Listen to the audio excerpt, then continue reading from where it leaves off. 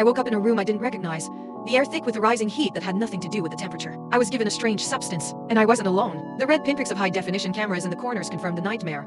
A live feed, streaming right now, straight onto the darkest corners of the internet. The viewers, thousands of them, the anonymous watchers of the hidden web, were buzzing, placing bets on how long we could hold out. I had two choices laid out for me in this agonizing space. I could let the mysterious substance overwhelm me completely from the inside out, a fever of uncomfortable heat, or I could sacrifice every shred of my dignity and put on a show for the anonymous masses with a man standing a few feet away. Heh. Welcome everyone.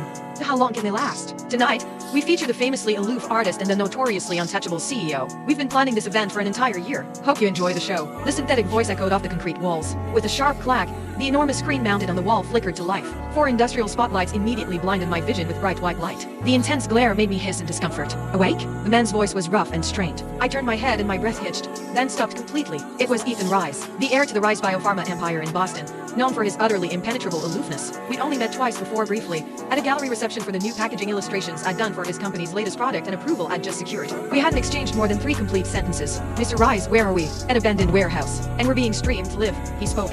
Then immediately shuffled backward, retreating into the farthest corner he could manage, his breathing heavy. "Does it feel hot in here to you?" I fanned myself nervously, taking in the scene. He shot me a look of pure awkwardness, his lips moving as if to speak.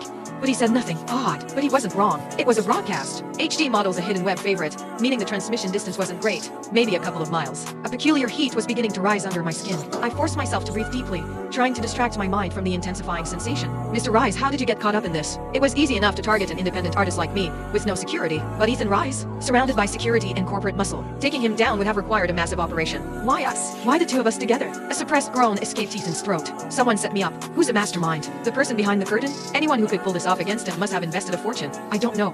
Ethan ground out, each syllable a struggle to escape his gritted teeth. "But I will." On the massive screen, a dense, frantic scroll of comments flashed. "WTF? Isn't that Sienna the illustrator? The one they call the Untouchable? Heard half of Boston's Alyssa has chased her, and she's shot them all down." "Yep, notoriously hard to get." "And the other one is the hermit CEO, Ethan Rise? They're playing for real stakes? Holy hell. I'm so stoked. Hidden Web is killing it. They managed to snag these two for a live stream. Rumor is, they planned this for a year. The Ice Queen meets the Hermit. Perfect pairing. Heh.